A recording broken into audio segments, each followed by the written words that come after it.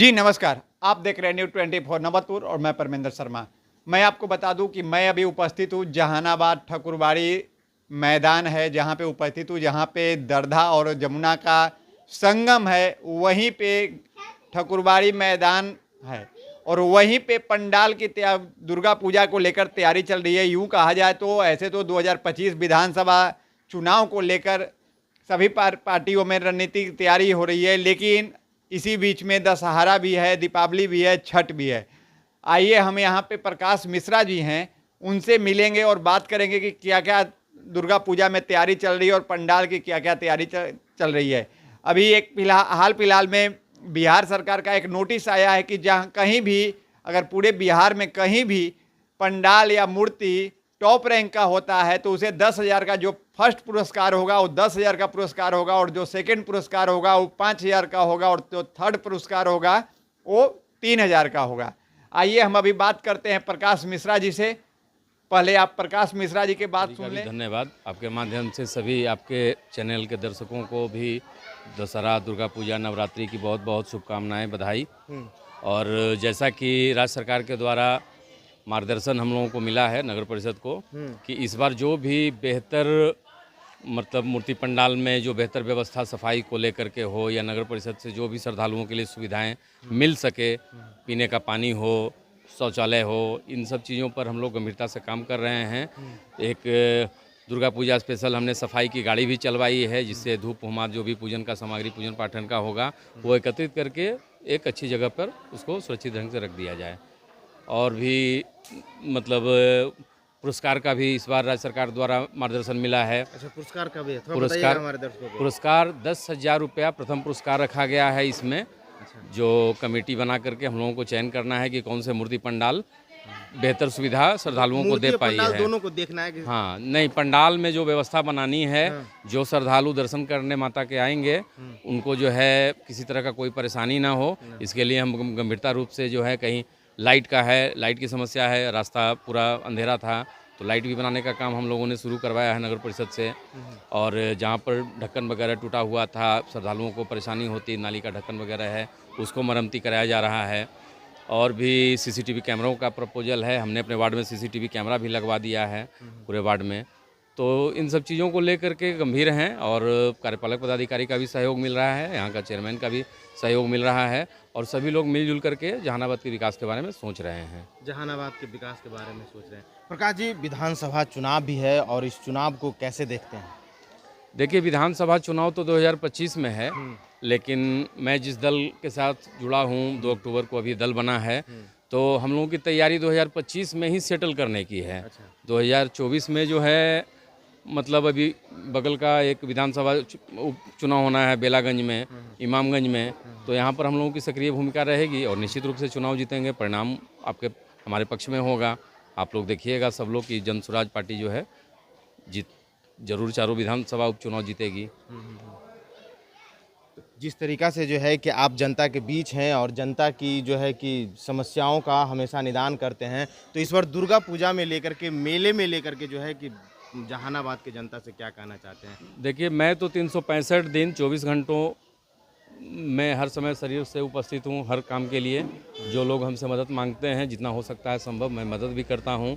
और रही बात दुर्गा पूजा को लेकर के, तो मैं जब वार्ड पार्षद कुछ नहीं भी था तब भी मैं सक्रिय रहता था। यहाँ पर एक ये स्थान ठाकुरबाड़ी अपने आप में महत्व रखता है। 2 नदियों का संगम है, दरजा जमुना संगम है, चारों तरफ मठ मंदिर का है, पूजा पाठ संग सब होता है, तो अच्छा लगता है।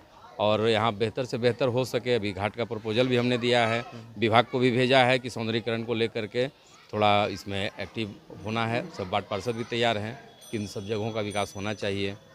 अब चर्चाएं चलने लगी है कि अब माता का आशीर्वाद लेकर के छठ पूजा करने के बाद जो है कि विधायकी के लिए भी जो है कि मैदान में उतरेंगे प्रकाश मिश्रा। देखिए, पहले तो हम लोग इस बात को क्लियर कर दें कि जो 2025 में जो छठ होना है, और जो मजबूरी में प्लान कर गए हैं लोग 10,000 12,000 की नौकरी के लिए देश के कई जगहों पर जाकर के मतलब अपना हाड़ गला रहे हैं, शरीर गला रहे हैं, तो उन लोगों को वापस लाया जाए। ये हम लोगों का पहला संकल्प है कि जो लोग पलायन कर चुके हैं 10,000 12,000 रुपये की नौकरी के लिए, उन लोगों को दोबारा अगले साल 2025 के छठ के बाद दोबारा उनको पलायन न करना पड़े, यहीं उनको 10,000 12,000 की नौकरी मिले, यहीं पर व्यवस्था मिले।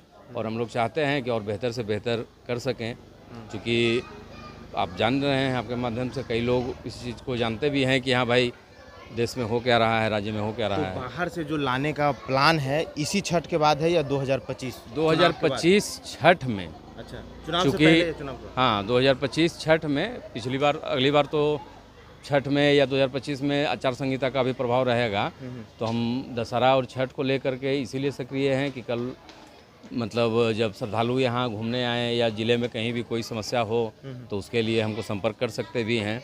जो हमसे बनेगा वो हम करेंगे लेकिन भी उनके प्रकाश जी, लिए। एक बड़ा सवाल यहाँ पे है कि जो बच्चे अभी आपने बोला कि जो 10,000 12,000 में अपना हाड़ गला रहे हैं, उन लोगों को वापस बुलाया जाए, पलायन नहीं करना दिया जाए, तो क्या 10-12,000 का व्यवस्था, 10-12-15,000 का व्यवस्था यहाँ पे होगा ताकि वो जो है कि अपना जीवन यापन कर सके? देखिए, स्वरोजगार के क्षेत्र में हम लोग काम कर रहे हैं। देश भर के जितने भी मतलब उसको मतलब जो बेहतर सोच सकते हैं बिहार के बारे में, उन लोगों से जब राय ली गई तो ऐसा हो सकता है।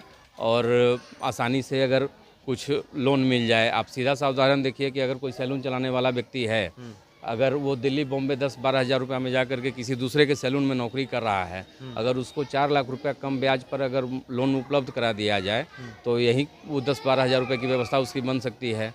तो हम लोग चाहते हैं कि कम ब्याज पर उन लोगों को लोन मुहैया कराया जाए सरकार के द्वारा। जो है हम लोगों की जब सरकार बनेगी तो निश्चित रूप से जो है मतलब जो गरीब हैं, दलित हैं, पिछड़े हैं समाज में, उनको आगे बढ़ाने के लिए हम लोग एकदम दृढ़ संकल्पित हैं। दृढ़ संकल्पित है। तो ये जो सोच है, ये प्लान है, प्रकाश मिश्रा का है या फिर जन स्वराज का है, प्रशांत किशोर का है? देखिए, जन स्वराज प्रकाश मिश्रा संस्थापक सदस्य हैं उसके, और हम जैसे करोड़ों लोगों ने मिलकर इस पार्टी को बनाया है।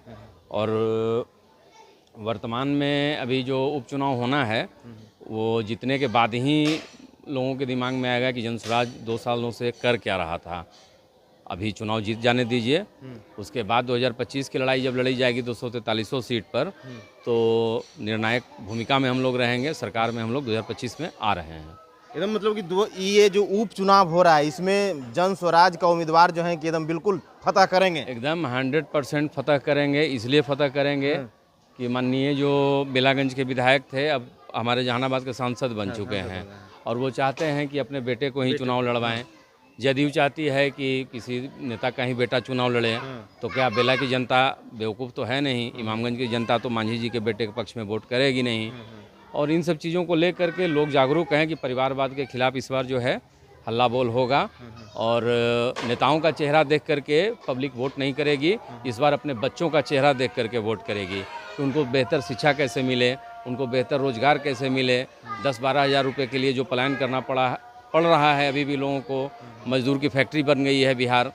तो इन सब चीज़ों को, बिहार को इन सब चीज़ों से निकालने के लिए हम लोगों का ये प्रयास पिछले 2 सालों से हो रहा है। गांव-गांव जा रहे हैं, पदयात्रा के दरमियान लोगों से मिल रहे हैं, उनकी बातों को सुन रहे हैं, समझ रहे हैं, और ये परिणाम में ही बदलेगा। अभी देखें आपकी 2 अक्टूबर को जब पार्टी का निर्माण होना था, दल बनना था, तो करीब 5 लाख लोगों की संख्या में पटना लोग पहुंच गए।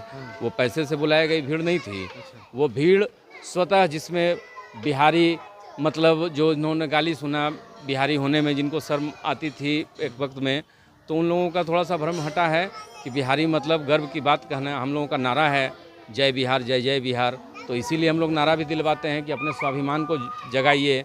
बिहार पिछड़ा हुआ जरूर है, यहाँ के मतलब चेतना थोड़ी दब गई है, मरी नहीं है, और बिहार की मिट्टी में वो ताकत है कि यहाँ के राजनीति को, देश की दशा दिशा राजनीति की बदल दे सकती है। जी हाँ, आपने सुना प्रकाश मिश्रा जी क्या कह रहे हैं। जैसा कि इनका कहना है कि यहाँ पे जो भी श्रद्धालु आएँ उनको कोई कठिनाई ना हो, उनको कोई दिक्कत ना हो, उनको कोई प्रॉब्लम ना हो। इसके लेकर काफ़ी तैयारी चल रही है जोर शोर से। लाइटिंग से लेकर सारी, पानी से लेकर शौचालय तक की सारी व्यवस्था यहाँ पे चल रही है कि कोई चीज़ की व्यवस्था की चूक न रह जाए, जैसा कि प्रकाश मिश्रा जी का कहना है। जय हिंद, जय बिहार।